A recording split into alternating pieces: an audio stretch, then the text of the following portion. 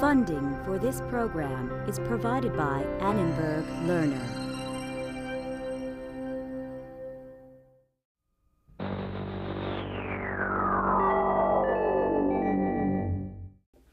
In the 1930s, the American economy went bust. A frustrated Congress asked, was there no way to measure the depths of the Great Depression? As the United States was pulled into World War II, how did a system of accounting become the key to building the American arsenal? Until the late 1980s, America's measurement for economic growth was called the Gross National Product, or GNP. Then it was changed to the Gross Domestic Product, or GDP. Why was it changed? And did it make any difference? Most of us tend to decide how well we're doing economically by what we can afford to buy. New clothes, new cars, or a new home. But can we calculate an entire nation's economic well-being by adding up all those individual measurements? And can we compare those national figures over a period of time to determine if our economy is making progress? U.S. economic growth. We used to call it the Gross National Product, or GNP. Now we call it the Gross Domestic Product, or GDP. But just what is GDP? With economic analysts Nariman Berevish and Richard Gill, we'll explore that question on this 21st century edition of Economics USA. I'm David Shoemaker.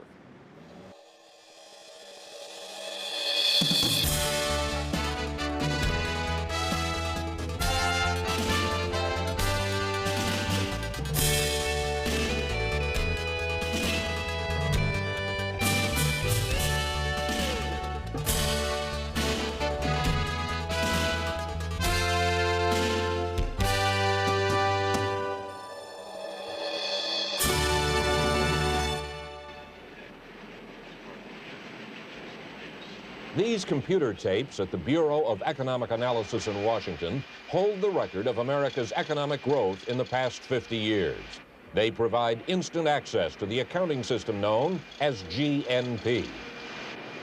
But when the United States faced its worst economic crisis, the Great Depression, no such measuring tool existed until this report went to the Senate. A copy of National Income, 1929 to 1932, is pretty hard to find today, but back in 1934, it was something of a bestseller. 4,500 copies were sold in just 8 months at 20 cents a copy. The report was put together by a team from the Department of Commerce in response to a congressional demand for more information. What was the Great Depression really costing the American economy as a whole? Led in part by the rise of the auto industry, the economy grew rapidly in the 1920s, generating more jobs, more income, and more free time to spend enjoying it. As long as the factories were humming, the cash registers ringing, and the paydays arriving, there was little concern about how well the nation was doing economically. But when the bottom dropped out in 1929, Congress was at a loss to decide how bad things actually were. As the lawmakers rushed to pass New Deal programs to bring the country out of the Depression, Senator Robert La Follette wanted to know what was the state of the economy. The greatest economic crisis in our history is the grave national emergency, which makes it imperative that we fight the Depression on all fronts. Congress must formulate a sound program to this end. La Follette's Senate resolution directed the Commerce Department to make estimates of national income for the 3 previous years. Dr. Carol Carson has studied the development of the national income accounts during the Depression. You could look up and down your home block and see that people were unemployed and that incomes were dropping, but they had no idea nationwide what was going on. And the numbers that they were after were aggregate statistics. The man called in to direct the official government study was Simon Kuznets. He had been working on income estimates for the National Bureau of Economic Research. At the time of the Great Depression, the lack of information about the economy was, in Kuznets' words, a scandal. The data available were, as he put it, neither fish nor flesh nor even red herring. When he arrived at the Commerce Department, Kuznets found he would be working with economist Robert Nathan, one of his former students. He put me to work measuring some things for which we didn't have very direct data. We never had a service census. We never had a retail census. We never had a construction census. And the result was that there were a lot of gaps. And that's what made it so tough. But conceptually, Simon gave it a degree of depth and measurement-wise, a degree of reality that never had prevailed before. One of Kuznets' basic concepts was to limit measurements to the marketplace. Thus, the amount people were paying for goods and services could be used to measure the consumption component. And the money spent on new production facilities, plants, and equipment gave a total for the investment category. But there was a problem: how to avoid double counting. In the flow of payments through the economic system, where do you measure? Take the creation of an automobile. The mine operator gets income from the sale of iron ore. The mill owner gets income from the sale of finished steel. The manufacturer gets income from the sale of the finished car. To avoid the inaccuracies of counting the same money 3 times, Kuznets decided to use only final sales. In this case, the amount paid for the automobile at the dealers. If there is a need to know how much value was added along the way, say at the manufacturers, that can be found by deducting the cost of the finished steel from the amount paid for the car. But not all the nation's work is performed on assembly lines or in department stores. As much as 1/4 of the work in the economy is at home, and no one gets income for it. Kuznets decided to exclude this work, primarily the cooking, cleaning, and childcare provided by housewives, because it was too hard to measure, and because of the kind of work it represented. He was shrewd. He didn't say just housewives. He said housewives and other family members' services. He considered that an integral part of the family rather than part of market production, and his emphasis was on market production. So he felt that on that basis it could be excluded. Also, he recognized the difficulty of estimating housewife services. Illegal activities were also excluded. Money earned from bootleg whiskey and beer, smuggling drugs, gambling, and other criminal acts. This was also hard to estimate, but Kuznets had another reason. Illegal activities were excluded largely because he had an orientation that wanted to measure the goods in society. And he felt that this was not a good but a bad. Or you could put it in terms of he was interested in measuring services, and illegal activities were considered a disservice. And the mere fact that there were laws against certain activities were what he used as the criterion for deciding what was a good or a bad or a service or a disservice. And goods and services that are exchanged or bartered are also not included because they cannot be measured. So money had to be paid for the product or service for it to be included. Kuznets spent a year working with government departments and private agencies in Washington and across the nation. On January 4th, 1934, the completed report was sent to the Senate, and the nation had its most comprehensive economic measure, one that brought home the bad news. National income had fallen more than $40 billion since 1929. Unemployment had increased 7-fold. 12 million people were thrown out of work in 3 years. In the future, this concept would be renamed the gross national product. And when it was adjusted for inflation, real GNP would give an accurate measure of growth in the volume of the economy's production. 37 years later, Simon Kuznets was honored for his work on national income and economic growth with the Nobel Prize. He was cited for giving quantitative precision to economic entities. Today, the gross national product is the ultimate benchmark that measures the expansion and contraction of our multi-trillion-dollar national economy. It covers everything we make and sell in the marketplace. It's used by bankers, brokers, and government officials to decide interest rates, investments, and tax rates. But how can anything so large and so complex be made simple enough to be useful? We put that question to economic analyst Richard Gill. GNP is not really a simple concept, yet it is extremely important for the whole area of macroeconomics.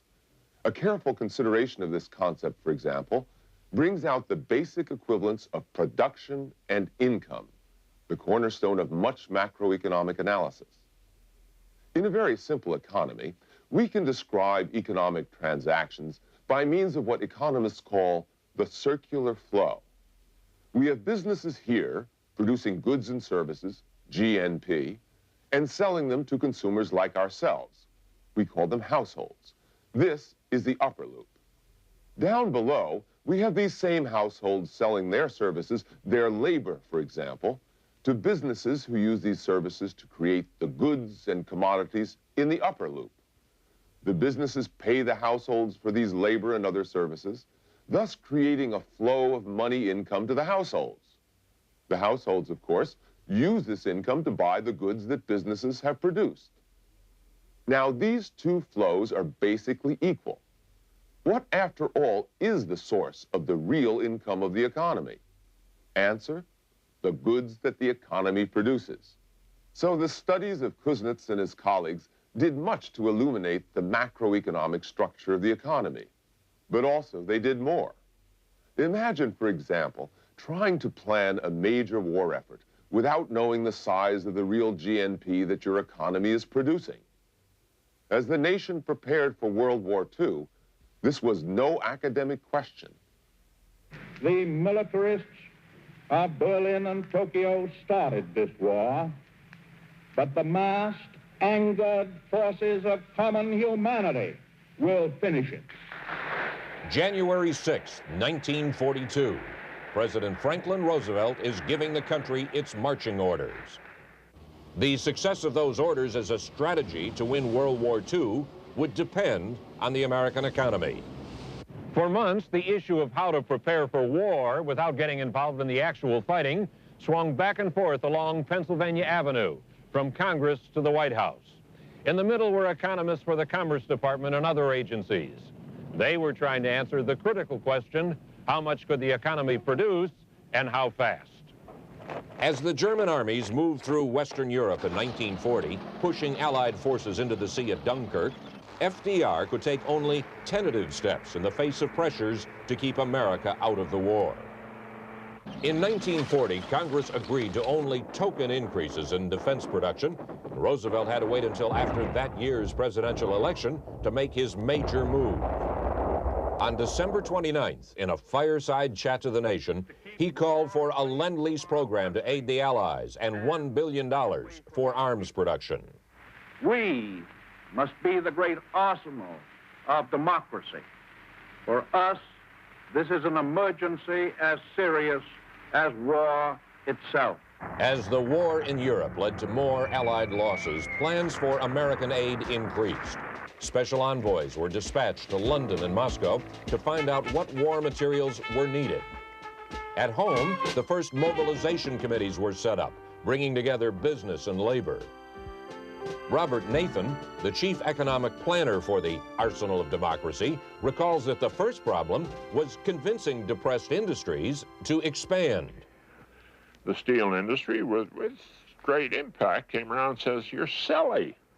We were down to 15–20% of our capacity utilization for some years at the depth of the Depression. And it was a heck of a fight. But I can tell you this, that I don't think we would have ever won that battle if we hadn't had the GNP weapons to demonstrate what an overall fully employed economy accomplished. When the first plants began shifting toward munitions, and as the first Liberty ships were being designed, there was another capacity that had to be measured and planned for: civilian needs. Why was it important to know how much could be diverted to the war without jeopardizing the basic supply of food, clothing, housing, and transportation? So if you didn't put it civilians, people wouldn't be alive, and who would produce the products? And you had to keep the schools going, and as much as you cut back, there was an awful lot had to go to civilians, so we translated that. As the economists were preparing estimates, Roosevelt and Churchill met in the North Atlantic. The meeting in August 1941 is best known for the Atlantic Charter of Rights for Free People.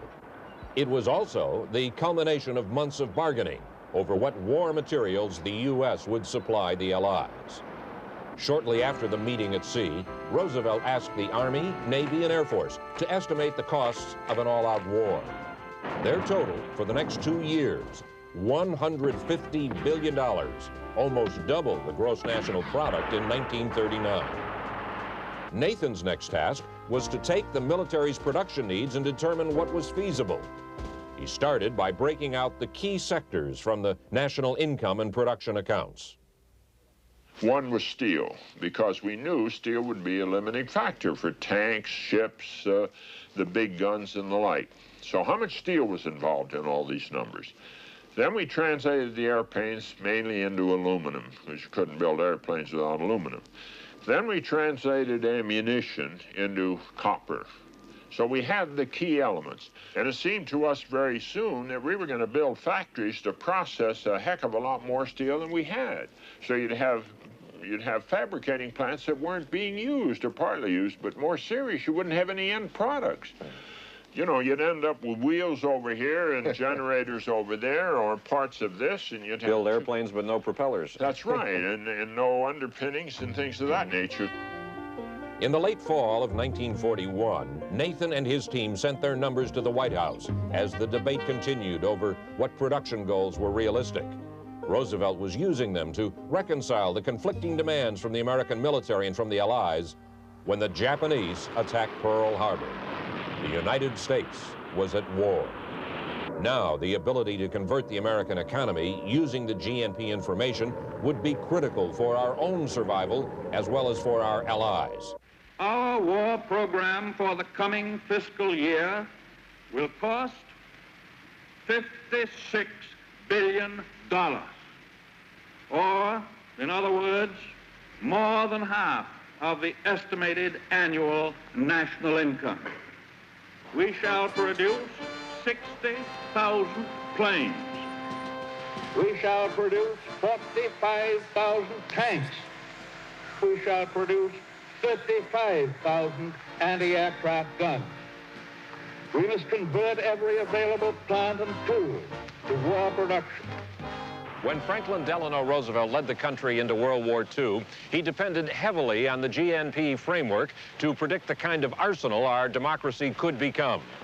In fact, the economy exploded during those 4 years. 17 million new jobs were created. The index of industrial production doubled, and the GNP grew $75 billion.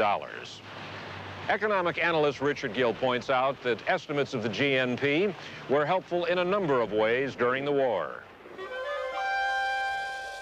Without knowing the size of our real GNP, it would have been virtually impossible to judge how much war production was physically possible.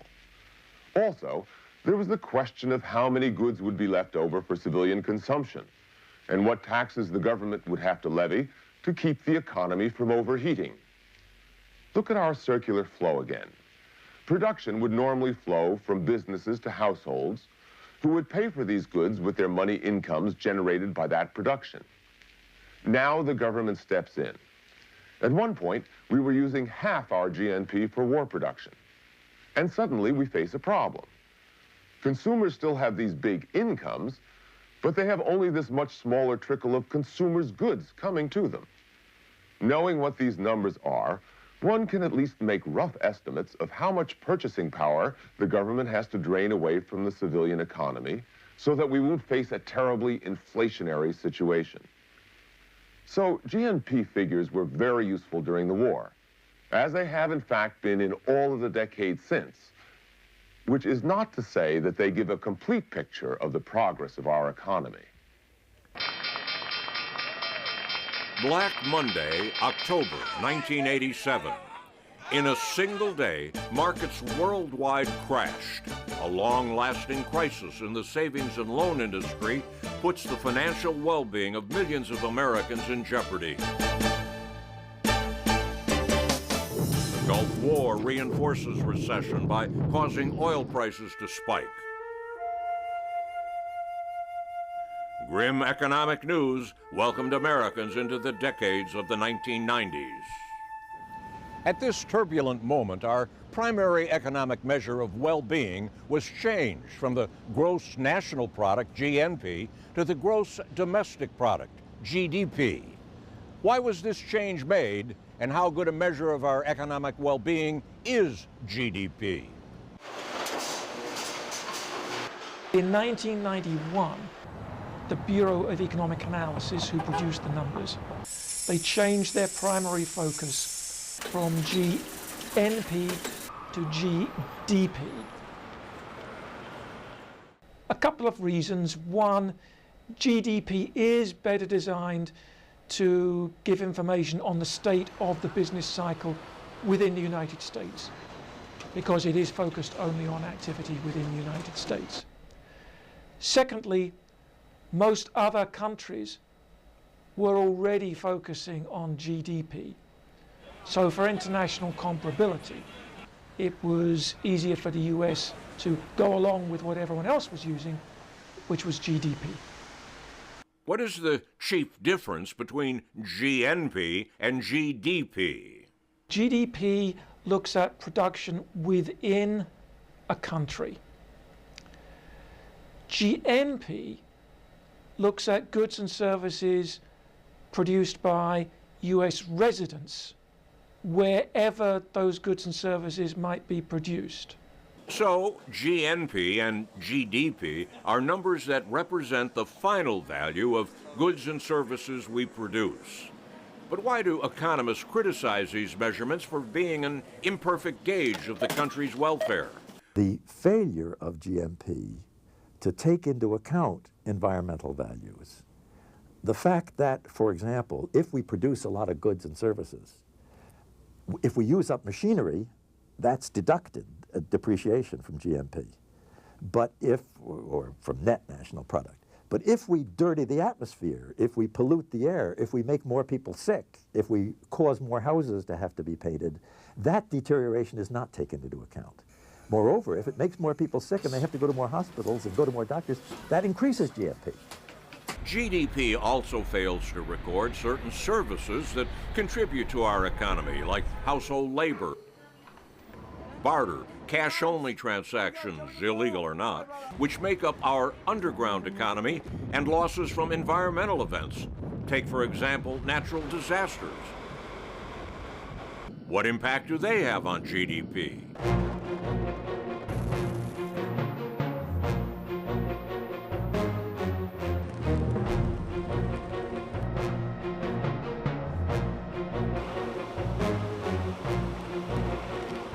If you have an environmental event, like a hurricane, causes a lot of damage, the value of the economy's assets is reduced, but GDP is measuring actual production levels.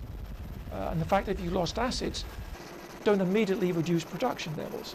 So the environmental hit from a hurricane like Katrina, that's not included. It's not very much, but it's all we got. Now, then in subsequent months, because capital has been destroyed, the level of production is subsequently reduced. That will be reflected, that will be counted in reduced output. But countering that, if there is output that is subsequently produced in order to repair damage that was caused by the hurricane, all of that repair activity, that will be included in GDP, even though you're just making good the damage that was caused by the hurricane. Does it make any difference that there is this problem in relating some factors of environmental events to GDP? Well, GDP is doing what it's supposed to. It's supposed to measure activity. It is not the best measure of welfare, and I think that's the issue here, that when environmental events occur, they affect welfare, and if you're thinking about the damage to the environment, perhaps even from regular activity, if we're creating GDP, but at the same time damaging the environment by doing so, that's not going to get recorded in the GDP statistics, but it will affect welfare. So the issue here is that GDP is not a perfect measure of welfare and should not be used as such.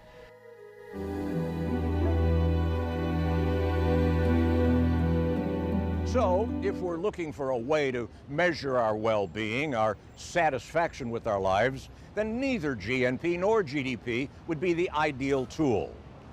On the other hand, as economists are prone to say, if we're only interested in our economy's recorded transactions, then GNP and GDP are both equal to the task. So why did we go to the trouble of making the change? We asked economist Annenberg for his opinion.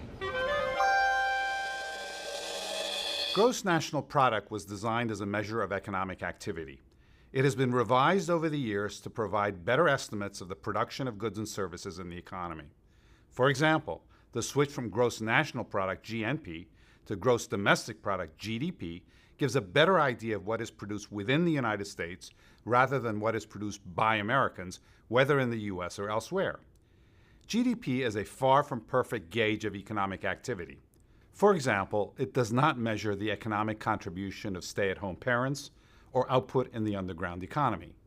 It only measures activities for which there is a measurable market price. Similarly, it does not take into account economic bads such as pollution. No, GDP is not a perfect measure of economic well-being, nor can it measure things like happiness. That said, higher levels of GDP per person are closely correlated with improved living standards, including health, education, leisure, etc., which in turn have a big positive influence on how people feel about their lives. Economists will continue to search for better ways to measure economic output. In the meantime, despite all its flaws, GDP is a pretty good gauge of what is going on in the economy. The development of the gross domestic product, or GDP, began more than 70 years ago as economists tried to explain the boom and bust swings of the business cycle. We've seen its development as a planning tool in times of crisis. Today, when economists and government officials try to manage the economy to create jobs or raise revenue, it's changes in the GDP that tell them how well their decisions are working. For this 21st century edition of Economics USA, I'm David Shoemaker.